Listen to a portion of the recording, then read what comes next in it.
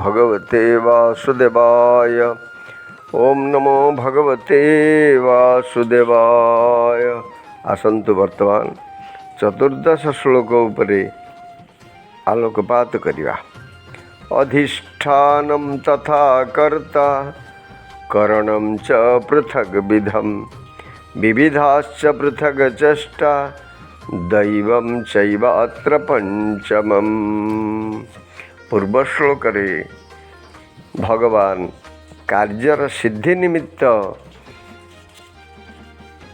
पांचटी पदार्थर आवश्यकता रही। से पांचटी जाक वर्तमान भगवान वर्णना करुचंती। एथिरे अधिष्ठान अर्थात शरीर, कर्ता, अनेक प्रकार करण, तापर सेमानकर विविध चेष्टा एवं दैव अर्थात पूर्वर संस्कार नामक पांचटी कारण अच्छी, जो कारण द्वारा कार्य सिद्धि होता है अर्थात कार्य संपादन होता है। तो वर्तमान अधिष्ठान कथा विचार करिया। अधिष्ठान कहले एठारे जिमिति वेदांतर जो अधिष्ठान कथा कहुचंती माने परमात्मा होचंती अधिष्ठान, एक कथा एठी नुह। एठी शरीर द्वारा कार्य संपादन हुए बोली एठारे शरीर होचे अधिष्ठान। तो शरीर नथिले कौनसी प्रक्रिया भल मंद जेते काम अच्छी एता शरीर द्वारा ही संपादन होता है। तेणु शरीर थिले तो भजन शुणिब, शरीर थिले तो प्रवचन शुणिब। तेणु मानस रे बहु जगार वर्णना होती। तो भरत महाराज कहते धर्म न अर्थ न काम रुचि गति न चहु निर्वाण जन्म जन्म रति राम पद यह वरदान न आन। तेणु जन्म जन्म मते जोठी जन्म दियंतु आपणकर भजन मु करुथाए ये भक्तर चिंतन।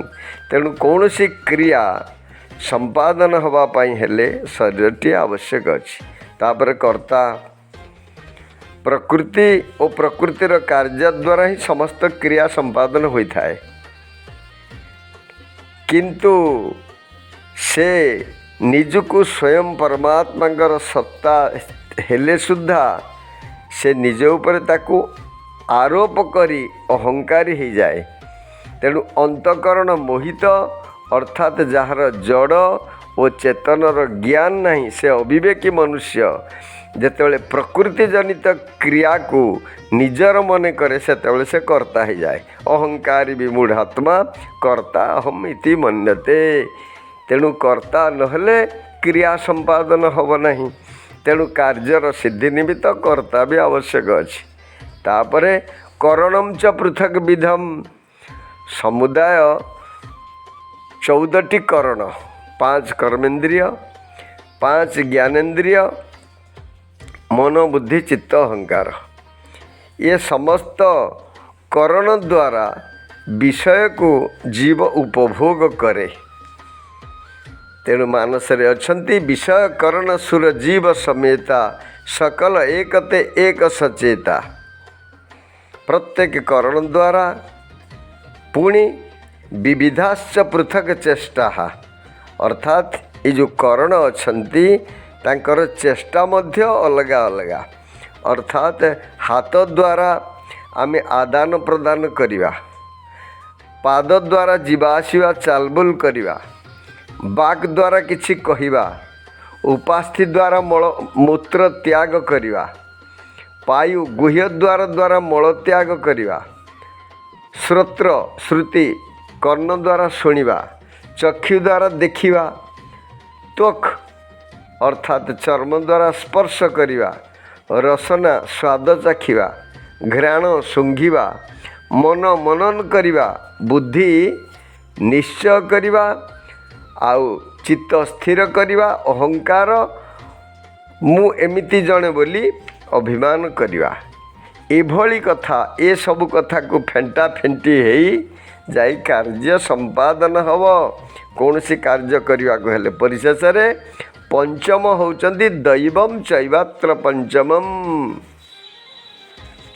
तो दैव होचंदी पंचम, कर्म सिद्धि रे पंचम कारण होचंदी दैव।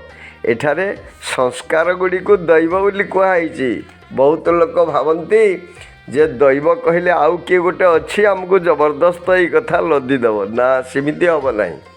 तमर प्रारब्ध जो प्रकार कर्म तमर संस्कार रही सही कर्म ही तुमको से कर्म रे पुणी से प्रवृत्त करैब।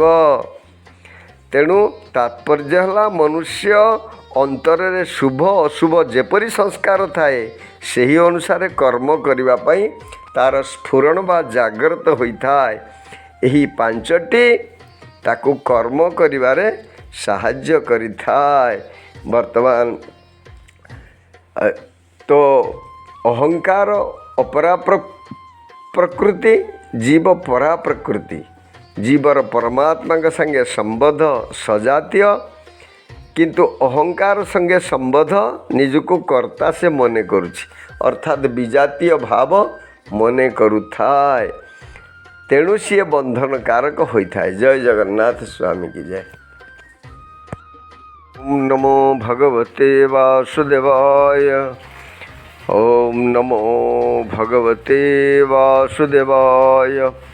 प्रेमांजन छुरित भक्ति विलोचनेन सन्तः सदैव हृदयेऽपि विलोकयन्ति।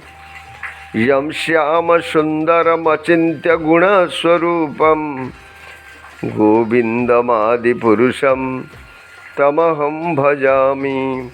गोविन्दमादिपुरुषं तमहं स्मरामि।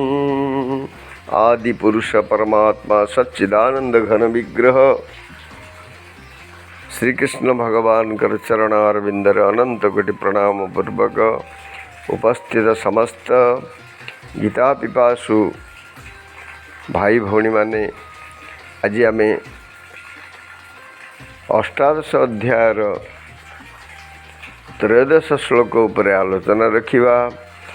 पंचेतानि महाबाहो कारणानि निबोध मे। सांख्ये कृतान्ते प्रोक्तानि सिद्धये सर्वकर्मणाम्। भगवान आनंद निधि एठारे अर्जुन को महाबाहु बोली संबोधन करी आरंभ करिसंती। हे महाबाहु, समस्त कर्मर सिद्धि निमित्त सांख्य सिद्धांत रे यही पांचटी कारण कहुई। तुम्हें मोठारू ताहा श्रवण कर। तो सांख्य शब्दर अर्थ एठी कपिल मुनि का सांख्य दर्शन कथा कहुई नहीं। सांख्य शब्दर अर्थ एठी वेदांत दर्शन कथा कहुई। तो भगवान कहउचंती निरहंकार एवं निरासक्त भाव रे कर्म करिवा पई अर्जुन को कहा जायछि। किंतु कर्मर स्वरूप कौन? अर्जुन को मनरे एही जिज्ञासा उत्पन्न हेबा स्वाभाविक। तेणु अर्जुन काले भाविबे जे कर्मर स्वरूप तो जना नहीं, ताहले कर्मासक्त त्याग करिबी केमिति? तेणु एठारे भगवान कर्मर स्वरूप कथा वर्णना करने को जाई कहउचंती। वर्तमान कर्मर स्थूल रूप, प्रेरणा, उद्देश्य इत्यादिर स्वरूप यथा वर्णना करुचंती। भगवान कहउचंती कौन से आध्यात्मिक लौकिक कर्म हो, जे कौन सी कर्म हो, संपादन करने निमित्त पांचटी कारणर आवश्यकता होता है। एमाने हेउचंती कर्मर अंग स्वरूप, जहाँ व्यतीत कौन सी कर्म सिद्धि होई पारिबो नहीं। यदि मनुष्य निजर कर्म को अनुशासित एवं सुनियोजित करी सांस्कृतिक विकास करने को चाहे, तेबे ताको अत्यंत साहस, प्रयोजनर समता, आत्मविश्वास और बौद्धिक क्षमतार आवश्यकता होता है। ତେଣୁ ଭଗବାନ ଏଠାରେ ଅର୍ଜୁନକୁ ମହାବାହୁ ବୋଲି ସମ୍ବୋଧନ କରି ତାଙ୍କର ବୀରତ୍ୱକୁ ଆବାହନ କରିଛନ୍ତି। ତୁମେ ସମର୍ଥ ଏହି କଥା ଜାଣିବା ପାଇଁ କର୍ମର କେମିତି ପ୍ରେରଣାଦାୟୀ ଉଦ୍ଦେଶ୍ୟ ଜାଣି ତାର ସ୍ୱଭାବ ଜାଣି କର୍ମକୁ ତ୍ୟାଗ କରିବାର ସମର୍ଥ ତମର ହିଁ ଅଛି। କର୍ମଫଳକୁ ତ୍ୟାଗ କଲେ ପରମାନନ୍ଦ କେମିତି ପ୍ରାପ୍ତି ହେବ ସେଇ କଥା ଭଗବାନ ଏଠାରେ କହୁଛନ୍ତି। କର୍ମ ସମ୍ପାଦନ ନିମିତ୍ତ ଆବଶ୍ୟକ 5 କାରଣର ବର୍ଣ୍ଣନା ସାଂଖ୍ୟ ଦର୍ଶନରେ କରାଯାଇଛି। ଏଠାରେ ଏ ଶ୍ଳୋକରେ ବ୍ୟବହୃତ କୃତାନ୍ତ ଶବ୍ଦ ହେଉଛି ସାଂଖ୍ୟର ବିଶେଷଣ। କୃତାନ୍ତର ଅର୍ଥ ହେଲା କର୍ମର ଅନ୍ତ, ଅର୍ଥାତ୍ କୃତ କର୍ମର ଅନ୍ତ। ବେଦାନ୍ତରେ ଦିଆଯାଇଥିବା ଉପଦେଶର ଆତ୍ମଜ୍ଞାନ ହେଲେ ଅହଙ୍କାରର ଅନ୍ତ ହୋଇଥାଏ ଏବଂ ଏହା ସହିତ କର୍ମର ମଧ୍ୟ ପରିସମାପ୍ତି ଘଟିଥାଏ। ତେଣୁ ବେଦାନ୍ତ ହେଉଛି ସମସ୍ତ କର୍ମର ଅନ୍ତ। ତେଣୁ ଜ୍ଞାନେ ନିର୍ଧୂତ କଳମଶଃ ଜ୍ଞାନେ ପରିସମାପ୍ୟତେ, ଏଭଳି ଭାବରେ ଗୀତାରେ ଭଗବାନ ଅନ୍ୟତ୍ର ମଧ୍ୟ ବର୍ଣ୍ଣନା କରିଛନ୍ତି। ପରବର୍ତ୍ତୀ ଶ୍ଳୋକରେ ଭଗବାନ ଏହି 5ଟି କାରଣ ବିଷୟରେ କହିବେ। ଜୟ ଜଗନ୍ନାଥ ସ୍ୱାମୀ କି। ଓମ୍ ଭଗବତେ ବାସୁଦେବାୟ। ଓମ୍ ନମୋ ଭଗବତେ ବାସୁଦେବାୟ। ବର୍ତ୍ତମାନ ଆମେ ତ୍ରୟୋଦଶ ଶ୍ଲୋକ ପାଠ ରଖିବା। ପଞ୍ଚୈତାନି ମହାବାହୁ କାରଣାନି ନିବୋଧ ମେ, ସାଂଖ୍ୟେ କୃତାନ୍ତେ ପ୍ରୋକ୍ତାନି ସିଦ୍ଧये ସର୍ବକର୍ମଣାମ୍। ପଞ୍ଚ କହିଲେ 5, ଏତାନି ଏହି, ମହାବାହୁ ହେ ମହାବାହୁ, କାରଣାନି କାରଣ, ନିବୋଧ ଜାଣ, ମେ ମୋଠାରୁ, ସାଂଖ୍ୟେ ସାଂଖ୍ୟରେ, କୃତାନ୍ତେ ସମସ୍ତ କର୍ମର ପରିଶେଷରେ, ପ୍ରୋକ୍ତାନି କୁହାଯାଇଛି, ସିଦ୍ଧये ସିଦ୍ଧି ନିମନ୍ତେ, ସର୍ବକର୍ମଣାମ୍ ସମସ୍ତ କର୍ମର। ଆଉ ଥରେ ପାଠ ରଖିବା। ପଞ୍ଚୈତାନି ମହାବାହୁ କାରଣାନି ନିବୋଧ ମେ, ସାଂଖ୍ୟେ କୃତାନ୍ତେ ପ୍ରୋକ୍ତାନି ସିଦ୍ଧये ସର୍ବକର୍ମଣାମ୍। ଶ୍ଲୋକାର୍ଥ ହେଲା, ହେ ମହାବାହୁ, ସମସ୍ତ କର୍ମର ସିଦ୍ଧି ନିମିତ୍ତ ସାଂଖ୍ୟ ସିଦ୍ଧାନ୍ତରେ ଏହି 5ଟି କାରଣ କୁହାଯାଇଛି। ତୁମେ ମୋ ଠାରୁ ଶ୍ରବଣ କର। ଜୟ ଜଗନ୍ନାଥ ସ୍ୱାମୀ କି ଜୟ। ଓମ୍ ନମୋ ଭଗବତେ ବାସୁଦେବାୟ। ଓମ୍ ନମୋ ଭଗବତେ ବାସୁଦେବାୟ। ବର୍ତ୍ତମାନ ଆମେ ଚତୁର୍ଦ୍ଦଶ ଶ୍ଲୋକ ପାଠ ରଖିବା।